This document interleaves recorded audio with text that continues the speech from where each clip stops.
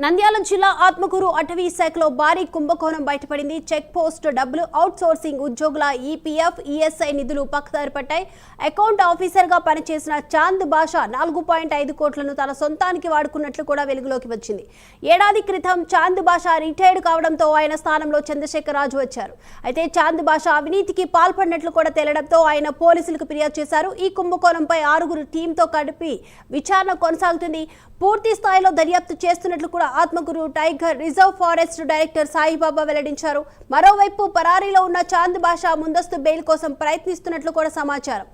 ఈ అంశానికి సంబంధించి ఓవరాల్ అప్డేట్స్ అందించడానికి శివరాజ్ లైవ్ లో సిద్ధంగా ఉన్నారు. శివరాజ్,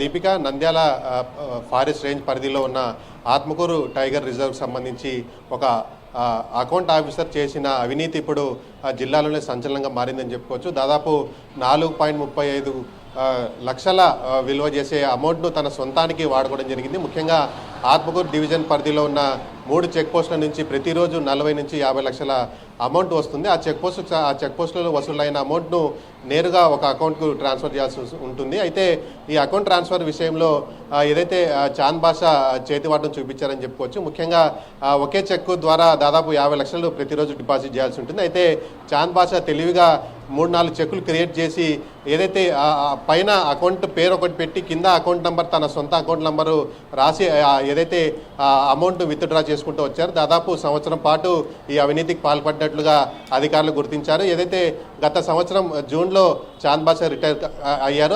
ఆయన స్థానంలో వచ్చిన వేరే అధికారి ఏదైతే ఏప్రిల్ మేకి సంబంధించిన అకౌంట్స్ ఒకసారి చెక్ చేస్తే అవినీతికి పాల్పడినట్లుగా గుర్తించారు. దీనిని పై అధికారులకు దృష్టికి తీసుకెళ్లిన తర్వాత దాదాపు చాంద్ బాషా ఉన్న 1 సంవత్సరం పీరియడ్లో ట్రాన్సాక్షన్ సంబంధించి మొత్తం వివరాలు తీస్తే దాదాపు 4.35 కోట్ల వరకు అవినీతికి పాల్పడినట్లుగా అధికారులు గుర్తించారు. దీనిపైనే ఇటు పై అధికారులకు ఫారెస్ట్ అధికారులు కంప్లైంట్ ఇవ్వడం జరిగింది.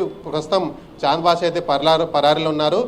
ఏదైతే తనను అరెస్ట్ కాకుండా ముందస్తుగా బెయిల్ కోసం హైకోర్టులోనే పిటిషన్ వేసినట్లుగా తెలుస్తుంది. దీనికి సంబంధించి పోలీసులు కూడా కేసు నమోదు చేసి చాంద్ బాషాను ట్రేస్ చేసేందుకు ఇటు పోలీసు అధికారులు అటు ఫారెస్ట్ అధికారులు కూడా ప్రయత్నాలు అయితే మొదలు పెట్టారు. దాదాపు 6 బృందాలను ఏర్పాటు చేసినట్లుగా ఫారెస్ట్ అధికారులు చెప్పడం జరుగుతుంది. ముఖ్యంగా ఈ ఆత్మకూరు రేంజ్లో పనిచేసే దాదాపు 330 మంది సిబ్బందికి సంబంధించిన ఈఎస్ఐ కావచ్చు, ఈపీఎఫ్ సంబంధించిన అమౌంట్లు కూడా తన సొంతానికి వాడుకున్నారు చాంద్ బాషా. ఇప్పుడు చాంద్ బాషా ట్రేస్ అవుట్ చేసి ఏదైతే 4.35 లక్షలను ఏ విధంగా రికవర్ చేస్తారని దానిపైన కూడా ఇప్పుడు ఉద్యోగస్తులు కూడా చాంద్ బాషా పనితీరుపై ఆగ్రహం వ్యక్తం చేస్తున్నారు. మరోవైపు పై స్థాయి అధికారులు సపోర్ట్ లేనిదే చాంద్ బాషా ఇదంతా చేశారనేది ఇప్పుడు ఇటు ఉద్యోగస్తులు ఇటు మరి సామాన్యులు కూడా ప్రశ్నలు అయితే లేవనెత్తుతున్నాయి. మరి చాంద్ బాషాను ట్రేస్ అవుట్ చేసి అతన్ని పట్టుకుంటే తప్ప ఏ విధంగా ఈ మొత్తం స్కామ్ని ఎలా చేశారని దానిపైన బయటపడే అవకాశాలు అయితే కనిపిస్తున్నాయి. Deepika, right, thank you Shivraj.